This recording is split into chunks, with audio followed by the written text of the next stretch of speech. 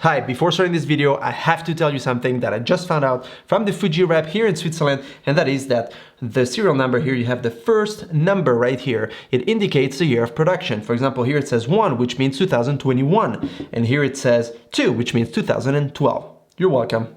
You'll thank me later.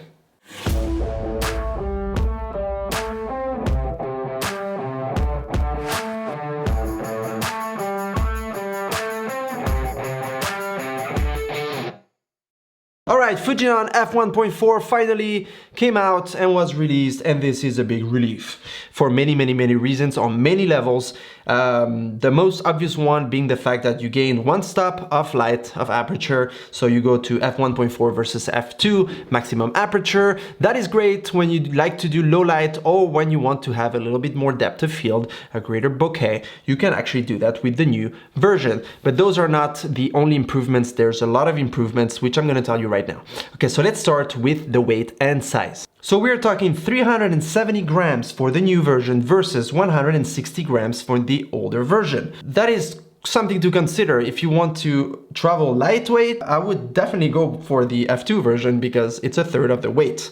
But wait a second. In terms of filter thread, we have 52 mil versus 69 mil. So there, again, this one is a little bit wider than this one. And in terms of size, we have 40 mil versus 76 millimeters. So 76 millimeters versus 40, that's almost twice the size. So not only it is 3 times heavier, but it's also 2 times bigger. So why is that? The answer is quite simple. The autofocus of the newer model is absolutely stunning. Like, here, I'm going to show you a video that shows you, I placed the mic right on top of the lens while I was focusing, touching the screen, so you can see what happens, and specifically you can see how much noise the older version makes versus the new version. It's absolutely crazy. Here, check it out.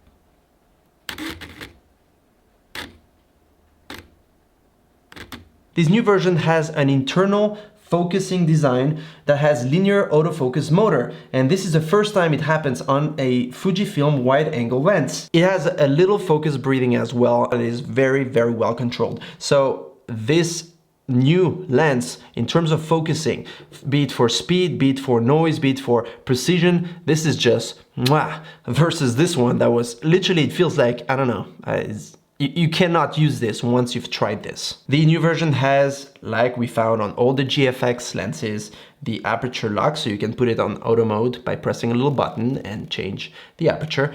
That is not something I use ever, because I always want to control the aperture when I'm taking photos. But if you want to have your camera in auto, you can make sure that the ring is not going to move and it's not going to go anywhere. Also, the other thing I want to show you is how clicky the aperture ring is. Here. So this is the old version. There. And this is the new version. So I find the new version to be a little bit softer than the older model. I prefer to have an aperture ring that is a little bit more clicky, that is a little bit harder to move, because you always have this risk of moving it by mistake and then having a different aperture. I look all the time what the aperture is practically at all times before taking a photo, but if you're not like that, you may risk to move it by mistake. In terms of price, the older model is also half the price of the new model. So everything is half basically, besides the weight that is 3 times. So we're talking $999 at B&H for the newer model and $599 for the older model. In terms of depth of field, this is pretty good. I mean, don't expect it to be super compressed because it's still a wide angle lens, 27mm equivalent for full frame, but it is actually pretty good. It is decent, and you're still gaining a stop of light and a stop of aperture. So you're gonna have a little bit of a shallower depth of field with the new model. So I'm going to show you side by side some photos that I took to compare. This was shot on the tripod on an X-T3. I didn't move the camera, I just swapped the lenses, classic chrome straight out of the camera. Here you go.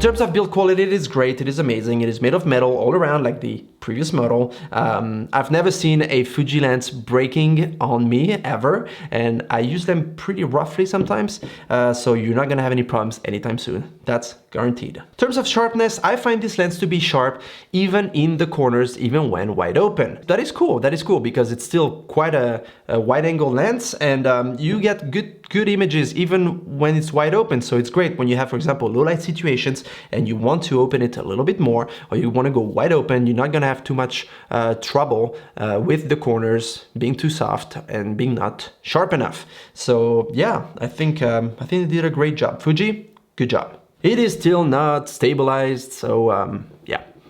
If you have an IBIS in your camera, that's great. For example, the X-T4, which I don't have here, I have the X-T2 and the X-T3. But if you have a stabilized camera, that is great. It is weather sealed versus the older model that is not. So if you have a weather sealed, weather resistant body such as the X-T3, X-T2, X-T4, and so forth, it is good. You can plop it on and you're not gonna have humidity and or dust going into the lens. So in terms of close focus, you can go up to 20 centimeters from your subject, which is about this, which is pretty good. I'm gonna show you a bunch of photos so you can see how it looks.